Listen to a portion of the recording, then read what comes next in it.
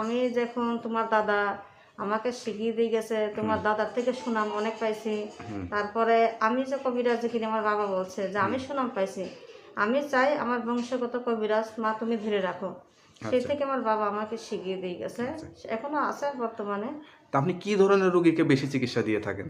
আমি বেশিরভাগ দেই স্বামী স্ত্রীর মিল, পারিবারিক সমস্যা, কোনো শুভ কাজে বিয়ে বন্ধ করা বা বিয়ে হচ্ছে না তাদেরকে আমি আল্লাহর রহমতে কাজ করে দেই। তারপরে জমিনি মামলা মকদ্দমা, বিদেশে ভাইরা আছেন অনেক কষ্টে, লটারি জয় হওয়া, হ্যাঁ তাদেরকে নাম্বার আমি দিই। অনেকে ধরেন প্রেম ভালোবাসায় ব্যর্থ হয়ে যায়, তাদেরকে আরেক জায়গায় বিয়ে হয়ে যায়, তারা কাছে পাওয়ার জন্য অনেকে কবিরাজের কাছে ছোটে বা যোগাযোগ করে অনেক ক্ষেত্রে প্রতারিত হয়। তো এই ক্ষেত্রে তাদের উদ্দেশ্যে আপনি কি বলবেন? আমি তাদের উদ্দেশ্যে এই কথাই বলি, যারা বই পড়ে তান্ত্রিক হয়েছে তাদের কাছে উপকার, তাদের কাছে যদি আপনারা তদবির নেন তাহলে তারা উপকার পাবেন না। আর আমাদের মতো বড় বড় তান্ত্রিকের কাছে আপনারা যদি আসেন আল্লাহর রহমত অবশ্যই আপনারা উপকার পাবেন। আমি তাদের হাত থেকে সবসময় সাবধান থাকতে বলি যে প্রতারক কবিরাজের হাত থেকে আপনারা সাবধান থাকবেন। ম্যাক্সিমাম সময় দেখা যায় যে পুরুষরা এই ধরনের কবিরাজি চিকিৎসার সাথে জড়িত।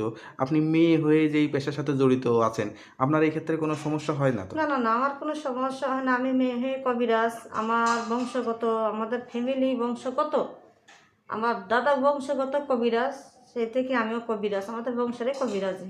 আপনার দেশের বাড়ি কোথায়, ঠিকানা কোথায়? আমার দেশের বাড়ি এখন আসাম, আসাম কামরূপ কামাখ্যা, ওইখানে আমার বাসা ছিল।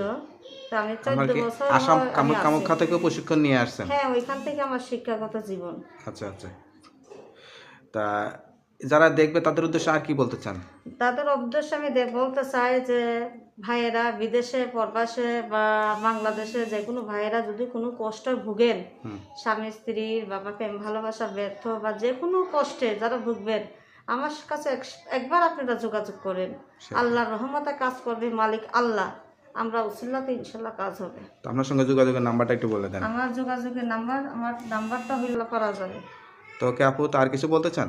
আর কিছু বলতে চাই মানে কি, যে কেউ যদি কোনো অসুবিধা থাকেন, কষ্টে থাকেন বা কোনো কবিরাজ দেখে ফল পাইতেছেন না, শুধু একটাবার আমার সাথে যোগাযোগ করবেন। আল্লাহর রহমতে ইনশাল্লাহ তার কাজ করে দেবো।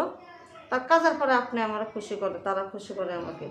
তো ওকে আপু, ভালো থাকেন, দোয়া করি আপনার এই পেশায় মানুষ আরও উপকৃত হোক, সেই দোয়াই করি। আসসালামু আলাইকুম। ওয়ালাইকুম আসসালাম।